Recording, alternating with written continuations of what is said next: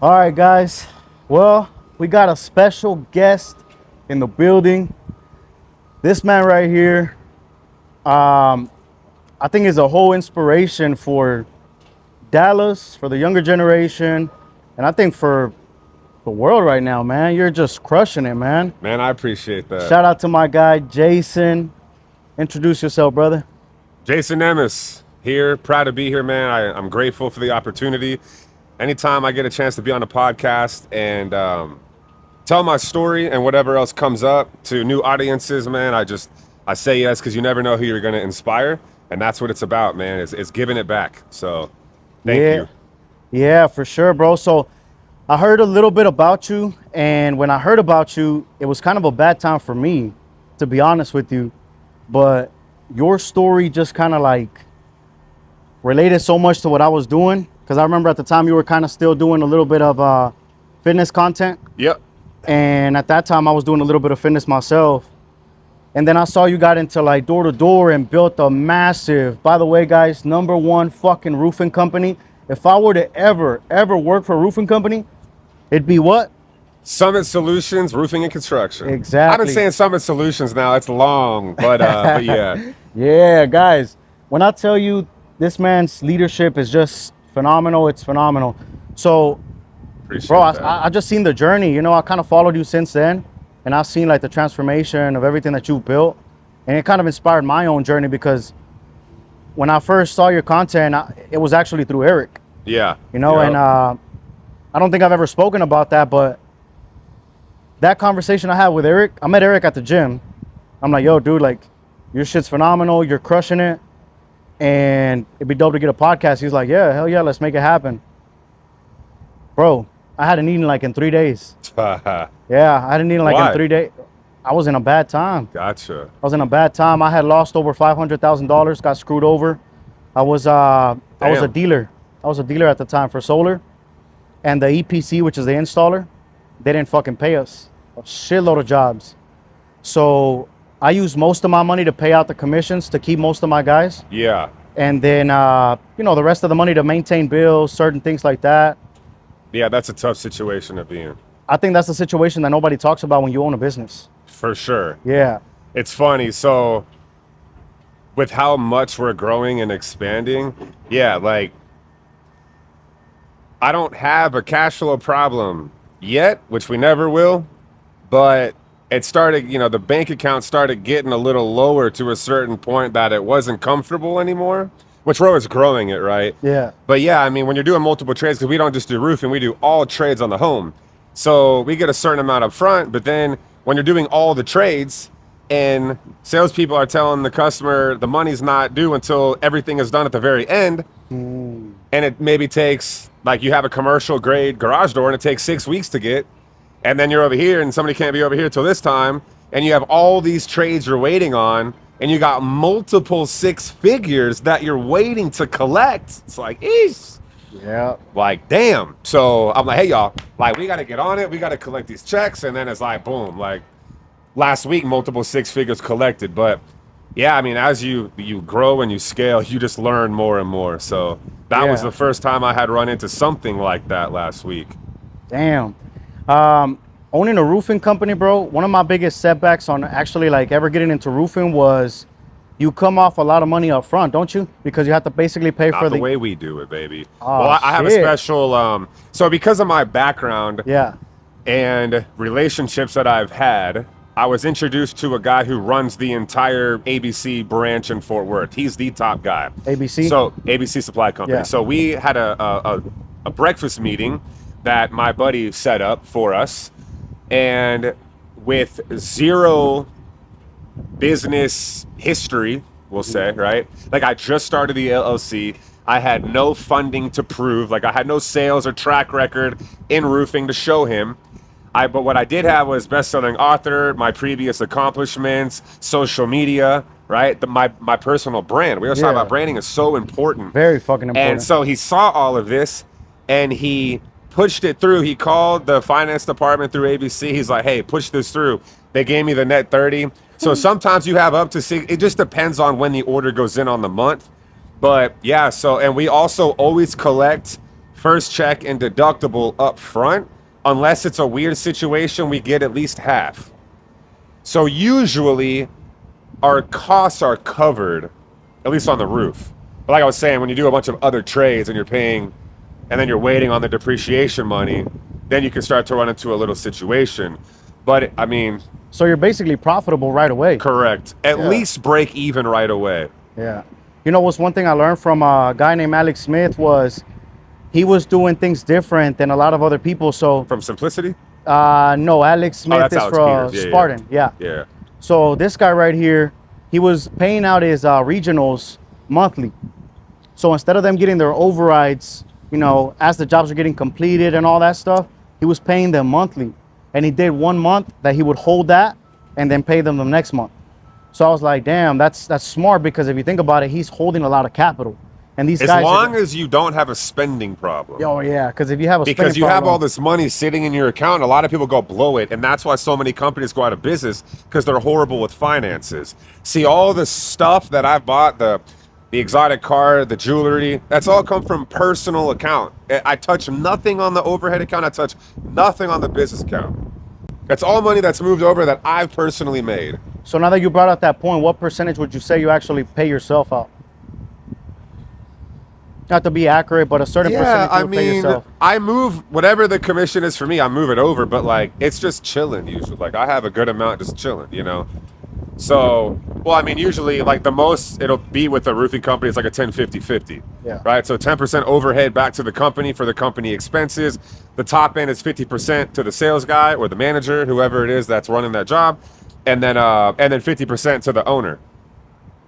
That's smart. So I'm making at least 50% on every job, but I deal with all the headaches every single day, and I'm putting out the fires every single day. And if anything happens, it comes to me. If something happens with the company and there's an issue, a sales guy can just go to a different company, Yeah. right? So I'm always having to make sure that things are handled the way that they need to be handled, and that we continue getting the 5-star reviews. And I mean, there's no like vacation. Like if I go somewhere, I mean, my phone's ringing nonstop every day, Yeah. and so. And my wife understands that too, which is a great thing, but people just don't understand the headaches that come from running the business and the day-to-day operations and what it truly takes to run it successfully and to be scaling it the way that we're scaling. Yeah. Now that you brought that point, that's a great point to bring up, because when you first start hiring people, at least when you start your company, right? You're knocking doors with the guys, you're out there in the field, you're crushing it. And then you kind of have to understand that you must leave the business and stop working in the business. Correct. And start working on the business. Exactly. So how did you deal with that transaction or that transition from working in your business to working on your business? Because a lot of the times people struggle with having the sales guys see you like, hey, well, he's still hustling. Yeah, I get asked because this they all the think time. like, bro, You're just what are you sitting back doing? telling us what to do. You're bullshitting around. But Exactly. like, I get But asked they don't that all see the the time. work in the back end. Right, and it's always how you frame things. It's always how you set it up. It's about the expectations that are coming. So I used to just hire everybody because that was the network marketing mindset. Bring everybody.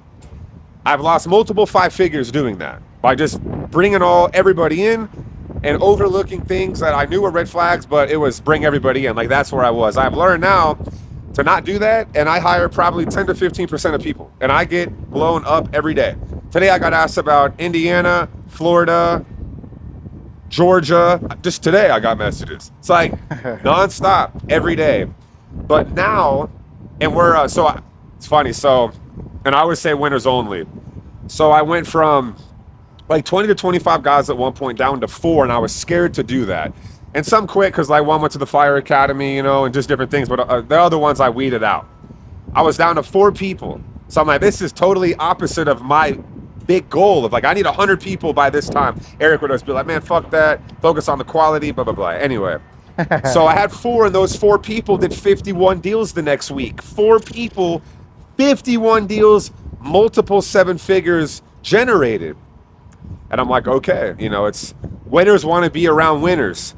Low performers mess with the mindset of the high performers because they see other people slacking and not putting up high numbers. And then the high performers see that and think that because they maybe signed 2 or 3 deals that week, that they're kicking ass because this person did 0, when really they could be doing 5 to 8 deals a week. Yep. Right? So when you have other, it's like you're only as strong as your weakest link. And what's that floor? What's that number? Is it up here still, like a ceiling for most companies, right? Or is it down here? Because again, man, like eagles aren't flying with pigeons. Eagles hang out with eagles, man. Yeah. It's leaders, it's leadership. And again, high level performers and leaders don't want to be around the low level individuals. The low level individuals focus on problems. They focus on excuses, and all they are just negative energy. You get rid of all that, boom, you fly. Then I'm like, cool. It's funny. So I taught Eric a lot of social media, but he took it and ran with it. And I'm sitting here bullshitting around. I see his social media just go fucking crazy, and I'm like, all right, enough is enough. And we had a good laugh about it. So I end up hiring content creator, and shit just been going crazy, and I love it, and I won't stop. And because of that, and being out in the field, okay, now we're getting to what you were talking about. Being out in the field and knocking doors with the guys and doing all of that, and showing me getting denied at the door. They don't go with me, you know, like it even happens to me too. It happens to all of us. Yeah. So I went from that and then posting a lot of it, and it's very attractive to people, right? So now we're at a point, I'm back to 25 sales guys in 6 states. And I'll probably hire another insane. 5 to 10 more in the next week. Mind you, the people that are hitting me up are already in the roofing space, and they're already killers. I had 5 people that just joined that dissolved their companies to come work with us. I had one guy turned in a company truck, turned in a gas card, took a 5% pay cut to come work at Summit. Like, we are attracting the leaders, the winners, and that's what we want. But now when I hire people, I say, here's the deal. I want you to be very clear on something. I'm setting expectations. I am 100% owner of this company. If I am out knocking doors and selling, I help you make no money. That benefits you 0. If I am in the office on phone calls, making content, posting to help grow the brand and the company, and I'm available for you to call me if you need me, that helps you make money. So people are like, yes, sir, I got that. Now I'll still get out there. If there's a storm, I'll still go knock with the guys. They'll see me overcome objectives and close. So there's like, man, he knows what the fuck he's talking about. He can sell. He can overcome objectives. Like now I understand it all now. Yep. But even, and they can see my social media, me talking to people and closing and getting on roofs and inspecting on 9 pitches and stuff like that. But I set it up from the very beginning. Yep. So they understand. There's no like, well, he's just telling us and he's sitting back not doing shit. They understand Jason is in the office most of the time working on building the business so I can make as much money and be as successful as possible for myself and my family. Yep. So that's the mindset of all my sales guys and my managers. Bro, I fucking love that. You know, there's something that Drake said. He said, I'll buy the neighbor's house so they complain about the noise. And I'm like, man, my guy out here buying roofing companies now, having these roofing companies say, you know what, I'm going to throw in the towel. I'm just going with Summit now. That's right. And Yeah. I've set the company up in a way where people will have less responsibility and they're able to make multiple 6 figures into Make the more 7 money. figures, make more money with us. And I say us, not me, because it's us, one team, one dream. Make more money with us than they did having their own company and have less responsibility. Bro, that's Yeah. fucking phenomenal. That's one thing that I had to imply to my guys too, was like, yeah, I get it. You guys want me to go out there and knock doors, because there was a point where I had a big team. Yep. But just like you said, they were like, yo, Jake, you coming out to knock with us? I'm like, no, dude, I got to work on the fucking business. Yep. But, you know, it'd be better if you come out there with us. I'm like, dude, what you want me to do? You want me to hold your fucking hand too? Like, you want me to, what do you want me to do? Exactly. You know? And it was funny because one time I took a girl out there with me, and she was literally just right next to me. She knocked the door, stood next to me, looked pretty, and we sold like this. Boom. And I'm like, if I have an option to take a guy and take a pretty girl, Yeah. I'm gonna take the pretty girl. I'm not gonna take a whole nother guy just to babysit you, you know? Amen. So once I made that transition, like you said, and started implementing, like, hey, you guys got to think about it like this, right?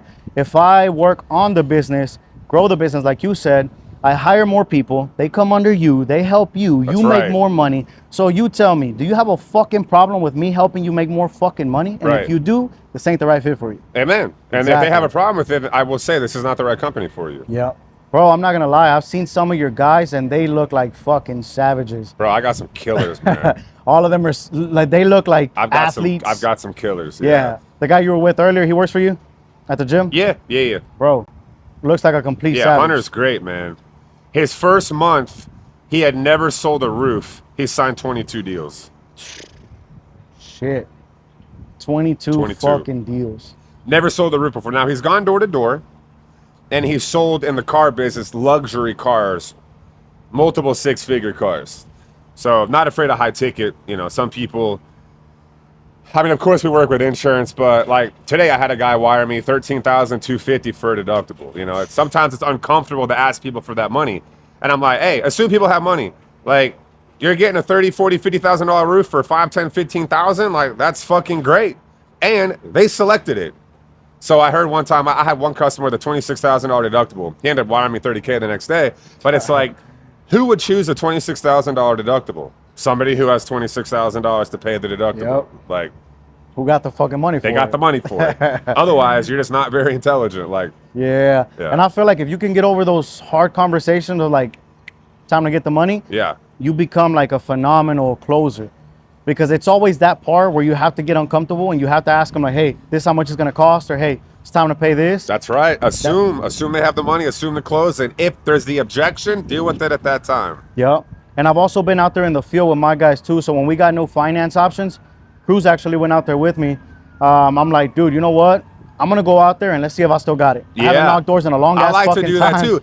And I tell my guys too, that's another thing I bring up. I'm like, look, man, I would much rather oftentimes be out in the field, beautiful day, talking to people, out selling, versus sitting in an office for 6 hours. Yeah, dealing with bullshit. Dealing with bullshit. Like, trust me. Yeah. But at the end of the day, my goal is to do $100 million annual revenue in 2028.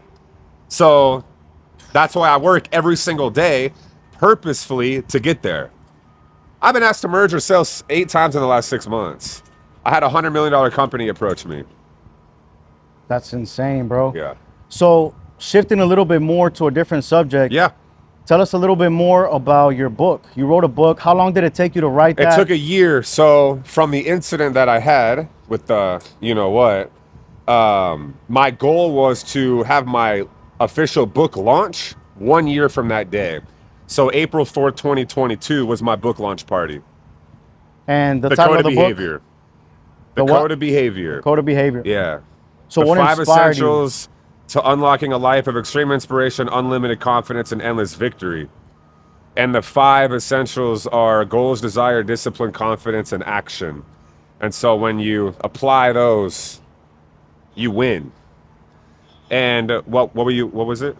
Well, I was just the kind of reason thinking. for the title? Yeah, the reason for the title. What inspired that title? So I was thinking a cool, catchy titles. And also, I mean, you write the book and figure out the title after, you know, you kind of sometimes can work backwards. But it just along the lines of like, everybody wants to achieve their goals and they don't really take the time to dissect what the end result is, reverse engineer, and also understand why you have the current results that you have. People they usually don't take that time to sit back, reflect, okay, what was I doing when I was winning? What was I reading when I was winning? Who was I hanging out with when I was winning? And on the flip side, what was I doing? Who was I being? How was I showing up? Who was I hanging out with when I wasn't winning? And then you go over your goals. Yep. Goals, desire, discipline, confidence, action. And I can go into each one if you want, or you can just read the book. You know, it's like 14. Read the book. $14. So, and I apply what I wrote. It's actually funny because I've gone back and read my own fucking book and taken my own advice and applied it, and then it works. Reapplied it. Correct. Yeah. That's insane. So it's funny looking back because I mean, again, it's like every time I'm focused, I do this, but it's so easy for us to get distracted. The devil is always working to get us to drift off our path, and when we drift off our path, then we get the same results that we had when we were fucking off. Yep. Have you felt that at the highest point sometimes when you're at that goal that you had, you're like, fuck, I did it, Do you feel like there's always a point of comfort where you kind of have to realize, like, fuck, shit, I gotta snap back in? Hell no. I made that mistake 2 or 3 times when I got comfortable. Yeah. I got to making 15K a month, got comfortable. Got to making 25K a month with a network marketing company. 25K a month, got comfortable. Got to making a little over 40K a month, got comfortable. Every time I got comfortable, business tanked. Yep. Now, I am 100% committed and dedicated to never being comfortable again, ever. Dude, I love the feeling of just winning, bro. I love the game of getting up, grinding every single day. Like every day, I'm looking at 720s right now. Like it's coming, you know? Yeah. And it's like the next watch and the next this. With that being said, you got to be careful with that if you're putting your happiness on the stuff. Because, and I talk about this in my book, if you're putting the happiness on the stuff, you're always, the finish line is always moving, and you're always chasing the next thing to be happy. And if that's the case, you'll never truly be happy. So it's be happy where you are while you pursue all that you want. Yeah.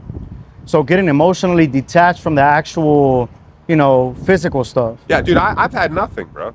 Yeah. But when I started there with marketing company, I had a trash bag of clothes and lived in my buddy's living room at 27 with a fucking college degree in business economics. Like, I've been at the bottom. Like, I've been finding change in the couches to have gas money or to go to Pizza Patron for a $5 pizza because I had no other. Like, I've been there. So what was? And that's another thing. That's another reason why I don't get comfortable, because I'm afraid of going back to that place. Yep. I'm afraid of having to sell my watch because I need money because I've had to do that before. I'm afraid of that. Like, I'll never forget when they took I had a new body Escalade all blacked out on 24s, and they took that away, and I had a Tesla Y. Not that there's anything wrong with Tesla Ys, but that's a major downgrade. And that was the first time I had a downgrade, and that felt like fucking shit. Like, and I'm afraid of that feeling again. So I wake up every day with passion to get after it, grind, and not just for my goals, but to help other people achieve their goals. My mission is to help as many people as I can tap into their greatness. Bro, I love that shit. I get so fucking fired up thinking about it. Bro, that's why I say, like, I related to you so fucking much because of that. So when I lost everything too, I had a Range Rover. I had a Range Rover supercharged, all blacked Gangster out ass too. car, yeah, Yep. sick ass car. And same shit. They took my fucking Range Rover. It's the I worst lost feeling it. watching that shit Bro, be towed away. that's literally why the fuck I bought another fucking Range Rover. There you go. It wasn't even because of the car or like, oh, I want that shit. I'm like, nah, I'm gonna get that shit right the fuck back where it bro. started, and That's let's do it. it all over again. That's it. But see, like, just like you said, like, I've been broke, and that same fucking fear of like, fuck that, I ain't never gonna be broke again. Yeah, I can't go back. Yeah, so that is what drives winners, man. And success leaves clues, bro. When I would see, Eric show up to the gym every fucking morning, then I see you pull up to the gym every morning, and then we had that conversation, and then you're like, dude, I just got this fucking McLaren. You're gonna see this sick. And then I see you pull up, and I'm like, God, bro, these guys are just And showing that's up it. every And you got to day. hang out with people that aspire you to be better. Yeah. I mean, that's like, it, bro. The people you have around you too are winners too. That's it. Nothing but winners. I have no room for anybody else. Yeah. What do you think about those people? Not even just people, right? Let's say men. What do you think about those men that are always on your, phone, or they try to text you and they DM you and they hit you up and they say, dude, I want to work for you. You're a killer, da da da. And you give them the opportunity and they always make a fucking excuse. Yeah, I've had that happen so many times that I know a lot more of what to look for. Of course, it's not perfect. And I just have certain guidelines. And if you don't have those guidelines on your resume, you're just not coming on board. What's the number one fuck no for you? You have no sales experience. Because door to door is a different fucking animal. If you have zero sales experience, I'm not hiring you. And they might end up going to a different company and being the best salesperson of all time, but the patterns in history say don't do that. Because we want to give people a chance. Yeah. But you bring in somebody like that, then they start making certain comments in the chat. They start fucking with the vibe. Then you got to remove another person out the chat. It just, Yeah. I have the certain. And I would certain say it guidelines. probably causes a delay too, right? Because you have to train them. They don't know shit about door to door. And then your district manager getting irritated. Like, dude, Yeah. another what the fuck? So yeah, they got to have sales experience. That is no question about it. Yeah. That's the number one. Do you have sales experience? No. Sorry. Fuck that. Yeah. Done. Nothing personal. I just don't hire people that don't have sales experience. Yep. For me, I think when I first started doing sales, I didn't have no type of door-to-door experience, but I was already kind of a hustler. Yeah. It was actually during COVID time, and I went to go cut somebody's hair here. Actually, it's funny. I was cutting somebody's fucking hair right there. Yeah. And this dude fucking takes a Snapchat, posts it, and then this other guy's like, "Hey, tell that guy to fucking fade me up. I need a haircut ASAP." I'm like, "Fuck it, tell him 400. If he'll do 400, I'll go right now." And he was like, "Hell yeah, tell him I'll give him 800." For a haircut? Shit, yeah, cause I'm in the wrong business. well, at that time I a was few like, haircuts a day. Shit. it was already 10 p.m. I'm like, fuck, bro, like, That was an kind of, emergency haircut. yeah, it was a last minute. I'm like, you know what, bro, like, maybe he's not gonna say yeah to 400 bucks. Yeah. No, that's a fucked up mentality to think about that time, right? But I just wanted to put the standard there and see how it took off, right? He said, yeah, fuck it, tell him yeah. He calls me, I pull up, do the haircut. He's like, here's 800. For real? He's like, yeah. He's like, hey, bro, you want a haircut? Yeah, fuck it. Can you get him? Yeah. Here's another 800. I'm like, what the fuck? What do y'all do? Yeah, what the fuck do y'all do, bro? Like, how are you just giving me 800 like it's nothing? For a haircut, yeah. Yeah, and then he's like, at the end of the haircuts, he's like, hey, you got anything going on Fridays? Like, at this time, I'm like, nah, man, just heading home. Yeah. Show up every single Friday. I'm like, you serious? He's like, yeah, show up every single Friday. I got you. Matter of fact, look, check this out. 3,200. Yeah. 6,400. I'm like, for haircut. shit. So I'm like, dude, he's like, dude, matter of fact, what you got going after this? I'm like, just going home. Fuck that. Come to the club with us. Here's a Gucci shirt. Here's this. Come with us. Just have a good time with us. Either way, you ain't doing nothing, right? I'm like, all right, cool. And then I got in the door-to-door, and it was a life-changing thing. But, you know, I was having this conversation, that call that I was on earlier. Yeah. I was having this conversation, and the thing that changed my mentality was when that same guy, right, John, I went into his office. It was my first week in door-to-door, and he sent me out to Forney. I remember that week, I didn't get a fucking sale. I go that Monday, I go into his office. He's sitting right there. His girlfriend's over here. And I'm like, hey, I need to move from Forney. I think that they don't want no solar. Yeah. They told me that. Area. Yeah. Yeah. He's over here typing. He puts his fucking pen down. He looks at me. He's like, that's the stupidest shit I heard all fucking day. I love it. And I'm like, oh shit. So he's like, look, dude, you're way the fuck overdue. I want to see you win. I want to see you make some fucking money. Like, you got this shit. Either you make it fucking happen or you're fucking done. You go back to cutting hair and we're good. Yeah. We're still friends, but I'm sorry, bro. Yeah. I love you to death, but you need to fucking get it producer, together. this isn't the right company. Exactly. Yeah. And bro, I went out there, I'm like, fuck that, I'm getting a fucking deal. Yeah. And that's the thing I be telling guys. I'm like, Mentality, look, yeah, bro, it's like, what the fuck? Get that It's the shit non-negotiable. It's not if, I'm fucking making it happen. Yeah. There's no excuses. together. Yeah. And if for some reason you don't, at least you know you went out there and gave it everything you got. Not like, oh, I went out and knocked doors, but you went out for a fucking hour or two. Like, no, it's a full day of grinding every fucking day. That's what it takes. Bro, we had a rule that we wouldn't eat shit until we got a deal. I love it. We're like, hey, you know what? Today's been a fucking tough day. We haven't gotten shit. It's already 4 p.m. Nobody's leaving. You ain't going to shit. You ain't going to piss. You ain't going to eat. Nothing. We ain't going home till we get a deal. Yeah, let's sign a fucking deal. Yeah. So everybody's fucking amped up. And another thing too, you know, and this is crazy to me, right? One time we were on a big blitz. We had a whole bunch of guys. We had a meeting, and I'm like, hey, how many of y'all think y'all can get inside of a fucking house? Everybody raise their hand. I'm like, okay, perfect. So everybody's confident that y'all can get inside of a house, right? Absolutely. Cool. Whoever don't get in a fucking house shaves their fucking head. Y'all down with that? I mean, y'all, everybody here, if I'm not mistaken, you guys said that y'all can't get in a house, correct? Yeah. All right, cool. So can everybody put their money on the fucking line and say, if you don't get in a house, you shave your fucking head? Yeah. Fuck yeah, let's do it. All right, cool. This is the funny thing to me. You care more about your fucking hair than you care about looking in your fucking pockets and realizing that you're fucking broke. Yeah. What the fuck, What bro? are y'all doing? Yeah. Yeah, like how is it that the generation now is so fucked up that you're like, man, I ain't shaving my head. I'm not doing this to my beard. Bro, I can't do none of that. Right. But you look at your fucking pockets and you're not like, bro, I need to get out there. I need to make something happen. Yeah. So that's been some life-changing stuff for me. Let's go back to this. What's been that life-changing moment for you where you were at your lowest point and you said, fuck that? Well, you would think you would think that it was the day that I had the massive heart attack and died on the table on Easter. You would think it was that day where I was fighting for my life and I was out. But it was actually a couple months later.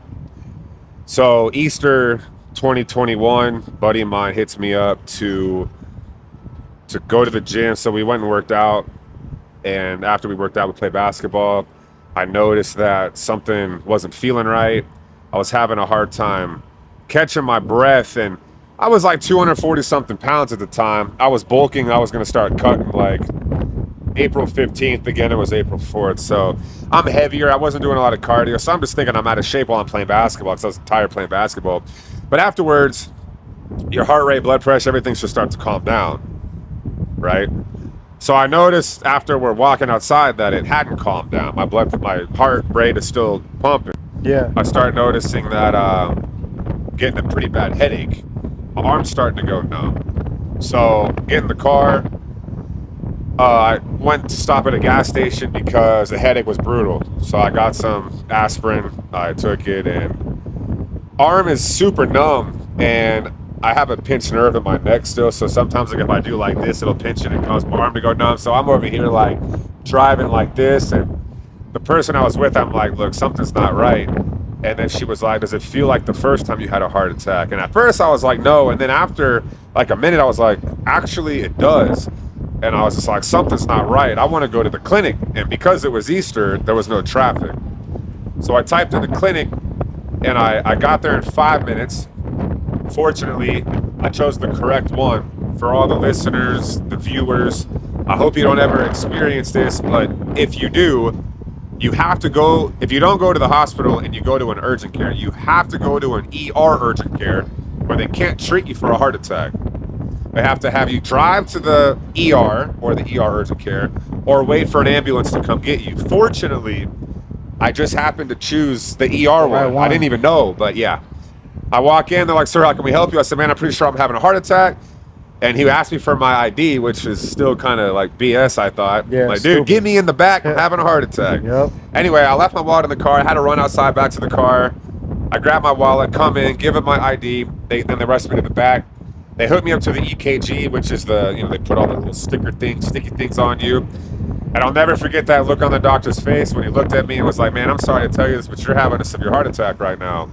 And in my mind, I had already had a heart attack, and it went away like that. And so I'm just like, man, whatever. I'll be out of here like in an hour is what I'm thinking. I get in the room, and I have like all the nurses and people that were working in that clinic probably in my room, giving me this to take, chew this, swallow this. I'll never forget either. I texted my mom, poor woman. I texted her, I was like, hey mom, I'm having a massive heart attack right now, and I put my phone away. I was like, damn, why the fuck would I do that? Because I lost my little brother to a drug overdose, so I'm like her only other child. And I was 35 at the time, and I'm like, mom, I'm having a massive heart attack right now, and I just put my phone away. Like, to think what she must have been thinking, and then I put my phone away so she can't get a hold of me. So, yeah. But it's because in my mind I was walking. It wasn't a big deal. And I thought about this like over the years, and I was like, that's definitely what it was. In my mind, it wasn't really a severe heart attack or a massive heart attack. I will be leaving here 30 minutes, 45 minutes kind of thing. Damn. Well, anyway, I start to feel my ability to breathe just lessen. Like my breaths got shorter, and I started to feel more pain. And I'm like I'm communicating with the lady, and I'm like, look, I'm okay, I'm feeling better. Okay, the pain's back. Okay, I'm feeling a little bit better. Okay, I'm having a hard time breathing. And then I felt myself like about to fade out. And I was like, y'all gotta do something. Please help me. God, please help me. And then I coded. I died on the table right there. They said I was out for about 40 seconds. And then I just remember hearing like, Jason. And I'm like, please let me be in heaven. But I wasn't, because I was still there. Fortunately, so when they defib you, they shock you, and they do CPR. If your heart rate comes back, it's like beep, So they probably saw that. They got me back. They're like, Jason. And then I remember waking up. I was just laying there, and I couldn't move my body. Nothing. I could only move my head. And the guy to the right of me was like, welcome back, sir. She just saved your life. So I look over here, I'm like, what? He's like, she just saved your life. And I look over here, I'm like, you just saved my life? And I mean, I was just out, like dead on the table. So I'm kind of still like, you feel like you're wasted. I'm like all dumbfounded, like, what? You just saved my life? She's like, yes, sir. And I was like, fuck, thank you. Like, you know. So anyway, all the paramedics were there. They rushed me into the ambulance. They rushed me to the hospital. And I was in or I was in the cath lab like 15 minutes after being at the hospital. Yeah, they rushed me down and they put a stent in. And then they put me in ICU. And I was in ICU for 3 days. And I walked out of the hospital on the third day with no damage to my heart, pump function normal, as if nothing happened. The lady who saved my life, Debbie, she is a nurse that normally works at the ER hospital and specializes in heart attacks. And she happened to be at that urgent care that day. So a lot of coincidences, which I don't believe in coincidence, but people would say a lot of coincidences. But man, God was definitely watching out for me that day. And I don't take it lightly. Now, you would think that that would have been the last that I would slip up. You talked about low moments, man. I was addicted to drugs, and looking back, man, I was fucking addicted. And I'm not thinking I'm addicted, but shit, when you're doing fucking drugs 7 days a week, you're addicted. By yourself on a Tuesday, on a Wednesday, like solo, ordering drugs at 6 p.m., going through the next day, like till you just can't do anymore and you fall asleep. Take a nap, wake up, do it all over again. Like, that's a problem. So that was April 4th. So in June, and I didn't touch it until June, Vegas, my birthday, I have a ton of people at my table, and there's a big UFC fighter at my table, and he's like, hey bro, you want to go? I was like, fuck yeah, you know, like big time UFC fighter, I'm not turning that down. So we go, but I didn't buy any, so I wasn't able to do more. That was the thing. I would buy a ton, I would do it all, or until I just couldn't take it anymore. So, and then that was good, right? So I'm like, okay, we're good. So then the next one was a week later. I'm in Costa Rica for a bachelor party. Bro, they bring a fucking brick like this big. We had somebody that came that like knew some whatever. Anyway, and I'm like, oh, I've always wanted to try it in South America. Like I would always have a validation for why I'm gonna do it. The reason for why I'm gonna do it again. Yeah. Well, the goal was to just do a little bit. I did it all night. I didn't sleep. I felt myself, I was just laying there. I just feel myself like fading out. My eyes are closing. Eyes are like rolling in the back of my head. And fortunately, I'm like, man, I got to get the fuck up, because that's how people just like go to sleep and don't wake up. Yeah, so done. I fucking wake up. I put a bathing suit on because our hotel is on the ocean. It's on the water. We had our own hotel. And I walk out into the water and I'm fucked up. And I'm like, God, I don't know what's happening to me right now, but if you make this go away, I'll never touch this shit again. And like within minutes, everything cleared up and I was perfectly sober. And I've never touched it since that day. It was June 2021. That was the day that everything changed for me. This was in Costa Rica? In Costa Rica, yeah. And I say that was the day that everything changed because I stopped using drugs. I'm not sober in the sense like I'll have an old fashioned, a glass of wine, but I will never fucking do drugs again. If somebody's around me that does drugs, I'm not fucking hanging out with them again. Period, end of story. Like, to me, and I'll just say it, if you do drugs, you're a fucking loser.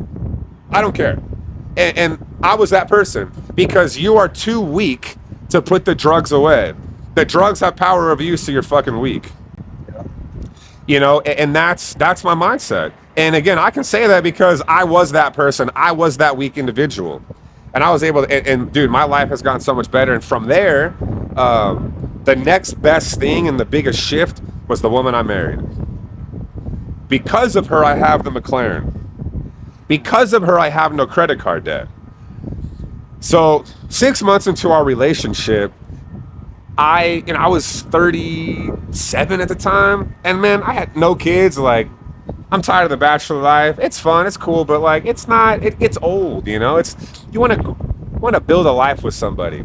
So I told her, I'm like, look, I had a talk with her, and then she fired back. She's spicy like that. She's 25% Hispanic, so. The Latina came out. Yeah. Yeah. So anyway, I told her, I'm like, look, and I'm not going to get into it obviously because it's her business, but I can't keep having you do this and me marry you. Like, that's a red flag. And she's like, I totally understand. And she had maybe like a couple slip ups over like months and months, but she really worked on it. And I mean, she's phenomenal. She's gotten so much better, like incredible. And then she's like, well, I got something for you too. And it wasn't like, oh yeah, well, it was, well, my mindset is the same. Like, I would like to marry you, but I can't marry a man who isn't good with finances. You've made 7 figures with a network marketing company. You make over $250,000 a year doing nothing, and you have fucking $85,000, $90,000 of credit card debt. I need to know that you are a responsible man and you can handle your finances if I'm going to raise a family with you. I was like, fuck. And then she made me agree that I would show her my credit card statements every fucking week, and it pissed me off, bro. It made me so mad, and I had my credit card debt paid off in 3 months. 0. From there, my credit fucking skyrocketed. I was able to get rid of my Tesla X, because I got an X, because I got into an accident. I got hit by a dump truck. Shit. But I got the Tesla X, so I was able to get rid of that and get a badass Dodge 2500 Limited 2024. It was like brand new when I bought it. I was able to get that truck, and then just like 6 months later, get the McLaren. And I mean, bro, we just keep growing. And it was because of those conversations and having her around. Like, bro, if I had one of these fucking gold diggers around, it would be like, let's go on vacation. Let's go do.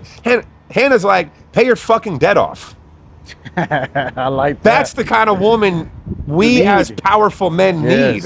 Yep. Not these fucking bimbos that just want you to go spend a bunch of money on them, because our dumbasses will. Yep. You know what I'm saying? Yeah. We will. I've done it so much. Yep. I've done it so much. And it's like, man, you made all this money. Like, where the fuck did it go? And I'm like, well, this girl. Fucking yeah, Chanel well, bag, I took her to this, blah, blah, blah. Well, you know, this, threw another bag over there. And then, you know, now it's like, bro, I got a woman that like truly wants the best for me. Yep. For me. And then from there, it's the best for us. Yep. And she truly helps me to be, I mean, she's helped me tap into the best version of myself that I've ever had. And it's not stopping. And of course, I spoil her, because she fucking deserves it. Yep. You know, and I'm going to continue spoiling her. And us as men, we should strive to do that for especially our wives, right? Yep. But yeah, bro. So those couple sequences of events have changed everything. Yep. Bro, it's insane because, like I said, you're an inspiration, bro. And it's just like, it's easy to motivate people. Anybody can get on the internet and fucking motivate somebody, but it's something different to actually inspire people. And it's like, the stuff you're saying is a lot of the guidance that people need. And that's the reason why I do some of these podcasts, is because sometimes we need that sense of direction as young men, you know, especially like the internet now. You feel like you're so fucking far behind, and you don't realize bro, I got all this in a year. accomplishments. I got the car, the jewelry, married in 1 year. And it's like, it was always there. I just needed to tap into it and put all the fucking distractions behind. Yep. Like I said earlier, the devil is always getting us to drift off our path because he doesn't want us to win. The devil is a liar. Yep. It's you think going out and having a ton of women and getting fucking wasted and doing all these drugs, it looks glamorous, but it's empty and it kills people. Yep. When over here, you can go thrive and be the best version of yourself and have the most amazing life that you ever dreamed of and beyond. And that's what God wants for us. Yep. It's crazy because I think it was you who posted it. You're like, success leaves clues. It leaves clues all the time, everywhere. All the time. We gotta be And you see successful people like yourself that you're like, man, you need to get in the gym. You need to do this. You need to become a better person. I've heard multiple people say about the alcohol stuff too. You know, Eric himself, a couple other people talk about it. And it's like when you tap into that personal development side of yourself where you're like, you know what? I know I can make this much money, but how can I get to the next level? And it's when you kind of like leave certain things behind, like alcohol for a couple months, focus on yourself. Yeah, I did the whole Live Hard program last year. So I mean, the whole Live Hard program last year. Nice. So the whole, like half the year, you can't drink on the program. It's the 75 hard. Yeah. But it's the 75 hard phase 1, phase 2, phase 3. It's crazy because they posted your picture on that Bro, one. I know shit. on that shit. They posted my picture. That was badass. Out of a lot of fucking I'm like, people, it's Andy, what up? Come crazy. on, Andy. Yeah. Hey, the when crazy that shit comedian did that shit, they used my picture. And yeah. you're fucking jacked. It's Yeah, I like, was shredded, shit. bro. Yeah. Bro, imagine the promotion on that I fucking know. 75 hard. That shit was sick. Yeah, and it's funny because we were laughing. We got the same fucking phones, basically the same fucking lineup. Look, we got the same, the orange and yeah. Success leaves clues, and you know, there's a lot of things that we spoke about right now. But one of the craziest things is like you considering later on in the future, like what your mother must have been thinking right there when she got that call, because you're like, oh shit, I just called my mom. She got a hold of the like, person I was with, and you know, they talked, and yeah, but man, it was fucking scary, bro. I was again 35. I was 35. To think about if I would have lost my life that day, like actually had been done and not been brought back. I mean, yeah, bro. It's insane the amount of faith you have in God. Was there ever? I didn't always. Yeah, that's what I was about to ask. Was there a point where you didn't have that? And what made you like? Yeah, I mean, you know, it's cute. It's like I would believe in God and stuff, but not be. And I'm not like crazy, overly, annoyingly religious. I'll say that because you do have that. But yeah, my faith has shifted a lot. I'm an open Christian, and that's it.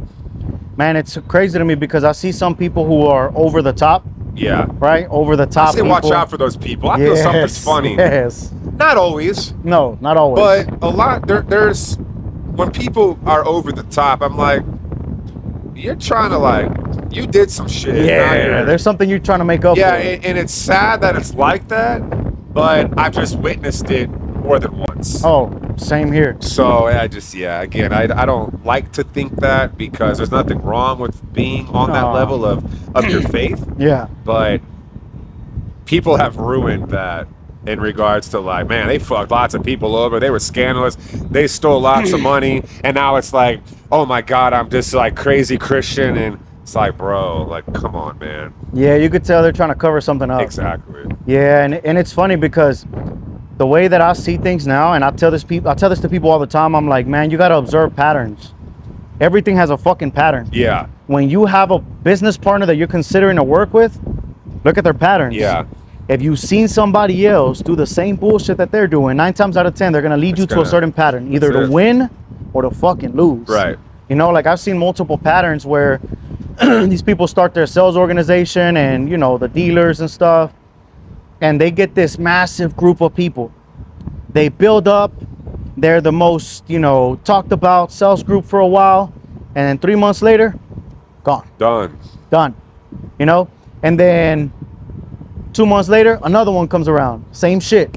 So it becomes a pattern. Yep. And you start realizing half of these people never get nowhere. Right. Right? And then the people that do get places, those people are like what you said, where they actually look for a certain specific person, you know? Yeah, and they're disciplined and they have consistency. Yeah. I like the subject that you brought up earlier about how important it is to have the right woman by your side, because we talked the other day at the gym and I was like, hey bro, if you could go back to, you know, being 30, I'm 30, what would you do different? And you're like, bro, honestly, like there's a lot of things that, you know, I would say are important, but controlling your lust is one of the number one things that destroys men. And countries have gone to war over that.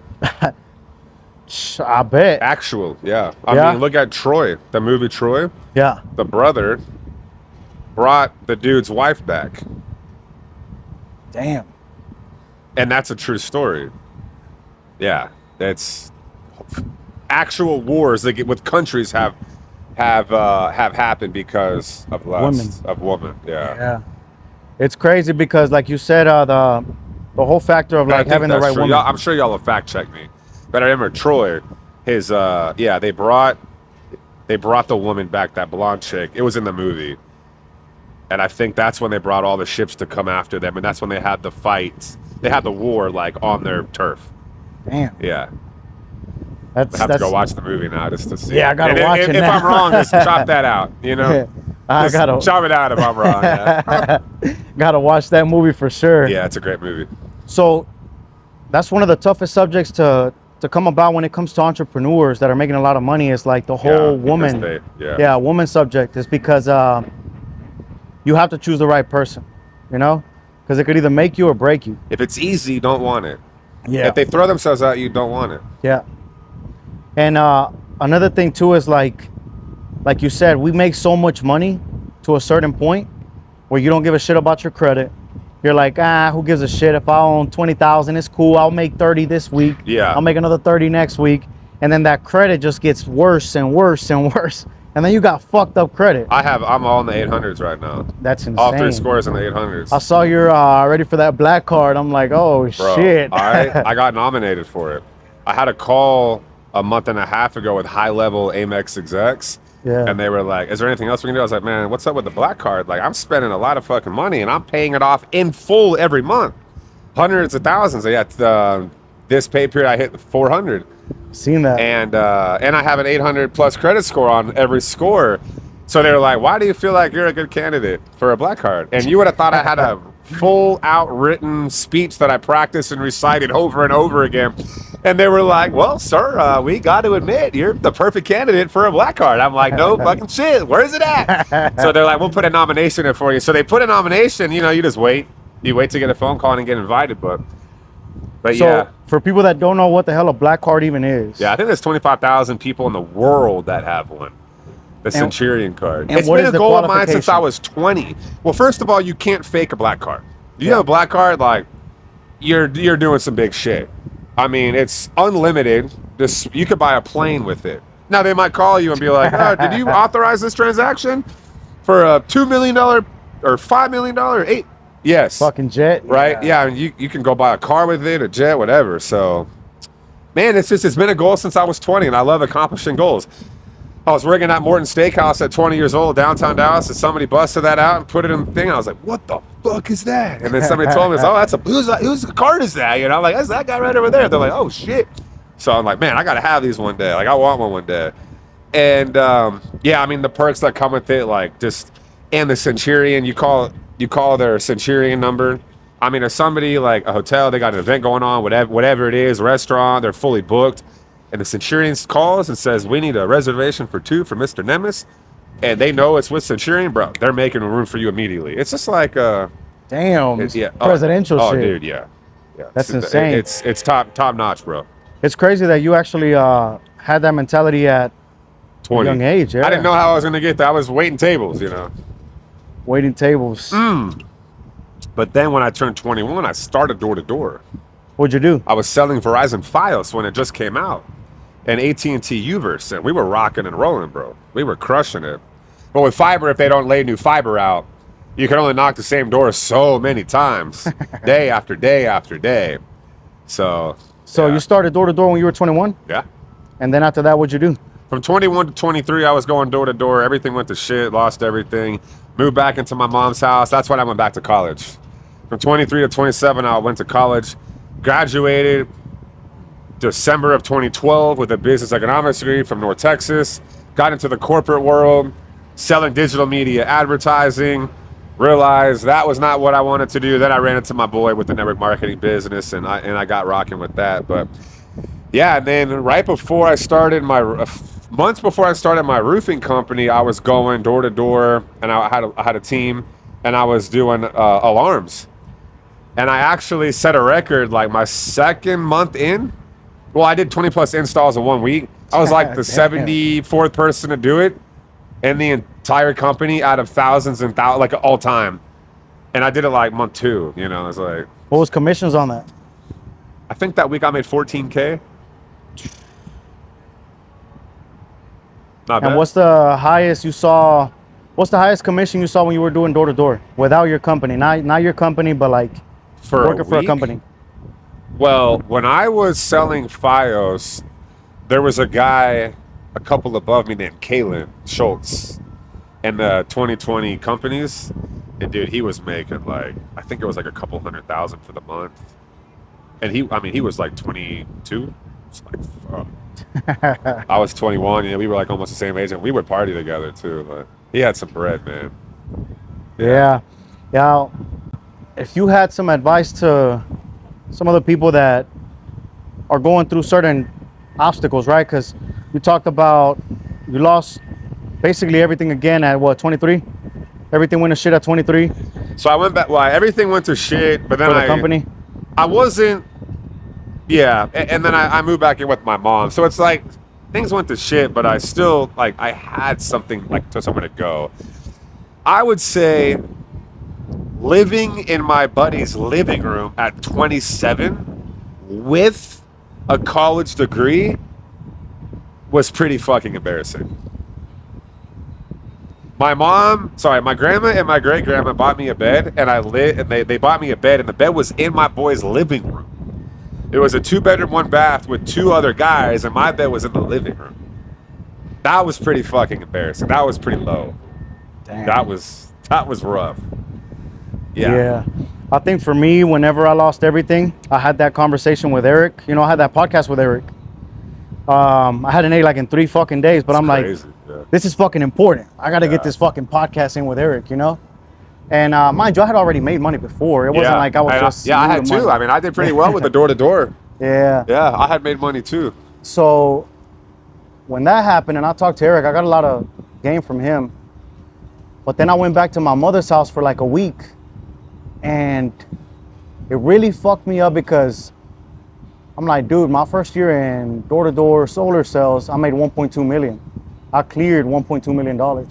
I had everything that I wanted. I had already had the nice cars, you know, all the shit. And I remember having to go back to my mom's house, and I'm like, what the fuck? Why is my mother still living here? Like, why haven't I done shit for her? She's still living in a fucked up house. Yeah. And her son already made so much fucking money. Like, I'm a piece of shit. And then after that, it was like, I need to fucking make something happen. And this is why it's very important to have these high level conversations. So I talked to another guy, I interviewed him, shout out to Ivan. And Ivan was like, dude, what really changed my life was me moving, getting the fuck out of my hometown. And that was the last thing I needed to hear. So right after that, I'm like, you know what the fuck do I gotta lose? I went from Dallas, packed all my shit, threw all my shit in a trash bag, just whatever I had in hand, threw it in a fucking trash bag, and I went to Miami. I'm like, fuck it, I'm gonna go to Miami. So I moved all the way to Miami, I had a Benz at the time, took the little fucking Benz, got to Miami, I had like $500. When I got to Miami, I only had $100 left. So I couldn't even get an Airbnb, hotel, nothing. I slept in a garage. Miami ain't cheap. Yeah. And you know that right there in Brickell, there's that Icon building. I do. My and boy they got lives yeah, they got the fucking Bank of America. Yep. Parking garage in there. Slept in there. Yep. Yeah. Went in there and I'm like, fuck it, man. I'm gonna just sleep here.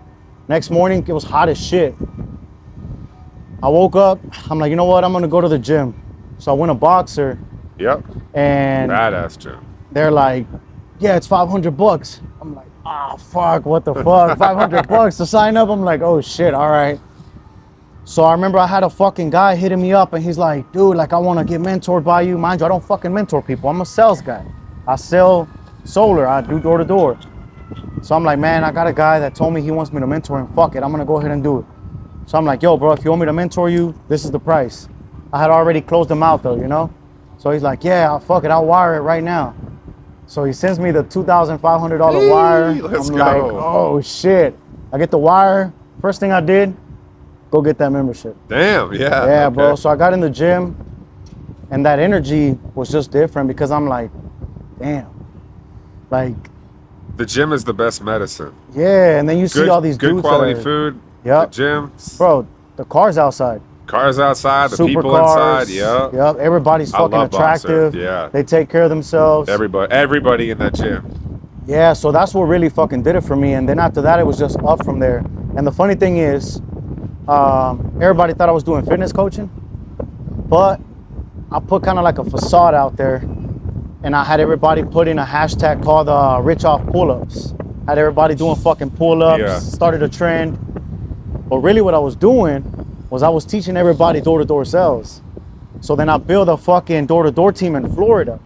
I had everybody knocking doors in Florida. But on social media, they were just posting pull-ups. Yeah. Right? So once I got them trained, we were actually doing volume. Then I started posting that we were doing sales. Yeah. And then after that, I'm like, you know what? Time to move back to Dallas. and really take it to the next level. And that's when I came back out here and took off from there. I love it. Yeah. But when I met you is when I kind of started shifting into services. And the reason why I started doing services was because Alex Hormozy said that the best businesses in the world solve problems, you know? And I started trying to figure out what was the problem. And the problem was reps weren't getting paid fast enough, you know? Solar companies were installing people and telling them to fuck off. Yeah. So kind of just started figuring all that out, put it all together, and boom. But like I said, it's like the resemblance in stories with people is crazy, because it's like people that are successful go through some of the toughest battles, like your heart attack. You know, I was watching one of your interviews with Carlos, and you're like, they call me Nine Life. What is it? Nine Life Nemes. Yeah, bro. My wife's like, I don't like that. I was like, babe, look, 9 Life Nemes. She's like, I don't like that. Yeah, bro. And it's just like the situations you've been put in, you laugh at it now. Yeah. And you're like, bro, you know, it's like it wasn't nothing.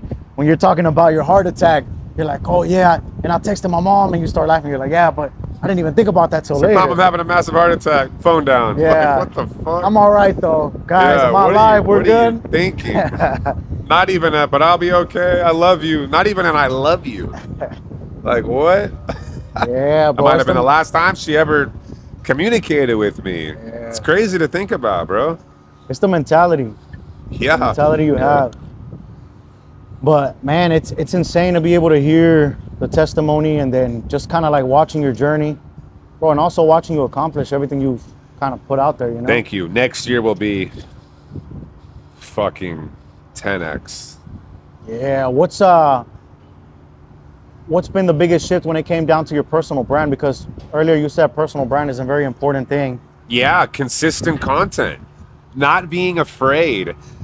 I think that's what it was. Remember, like I taught Eric social media, and then I just wasn't doing anything. And I mean, of course, he took it and ran with it, and then he got some good content creators, and they're probably teaching him different things that I didn't teach him. But like, I really set the tone in the beginning when he got out of prison. I mean, he didn't know. He was in fucking prison for 7 years, you know, and I already had a pretty good social media following. But then I stopped posting. I just stopped. And then I just continued to see what he was doing. And then we're out and about, and people will be like, oh, Eric, what up? I follow you. And I'm like, damn. Everywhere. And I'm like, what the fuck? So then I'm like, that's it. I'm fucking doing that now. And I get recognized all the time. I'm getting recognized. Yeah. All over the place, all over the country. And it's cool, man. And it lets me know that it's working, but it's just the consistency behind it. Understanding you're not gonna be everybody's flavor. You're not gonna be everybody's cup of tea.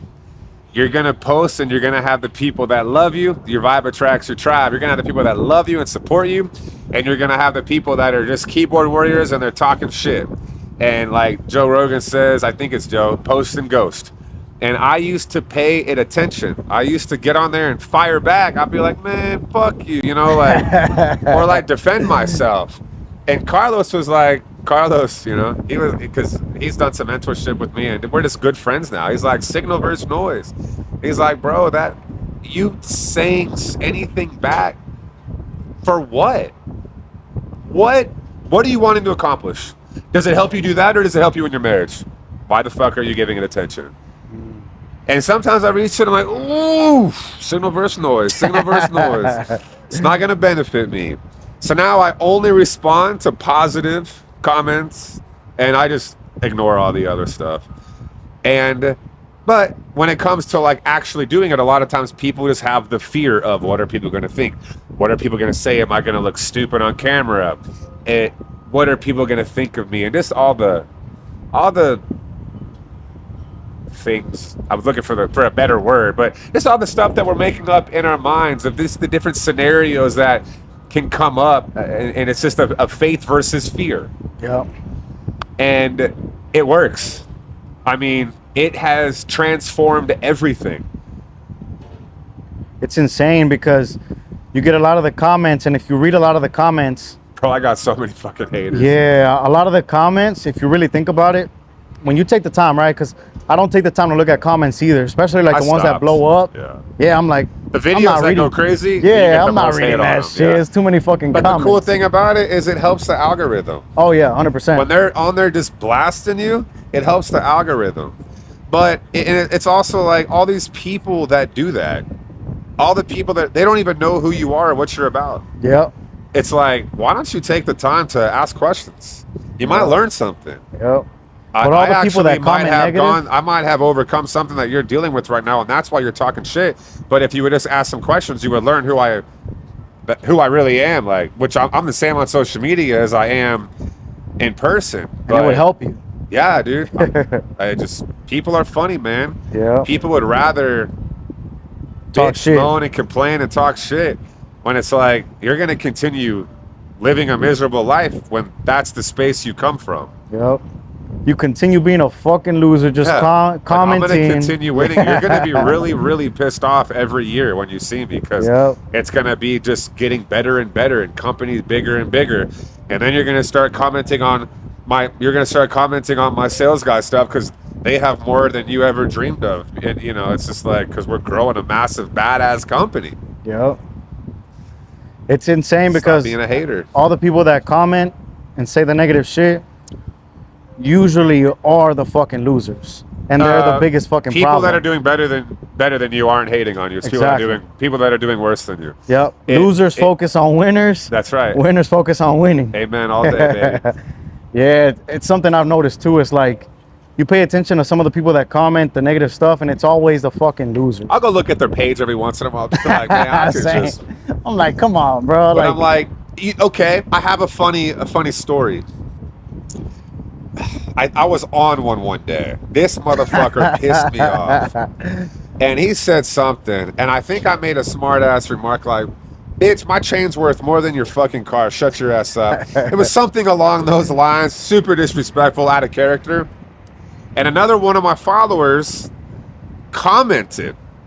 I don't think it was that. It was something bad. It was something disrespectful. And he commented, and he was like, "I used to think blah blah blah, but after reading that comment, blah blah blah."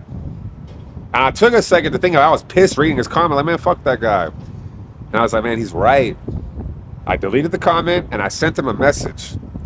And I was like, I just want to take the time and thank you for what you said because you're 100% right.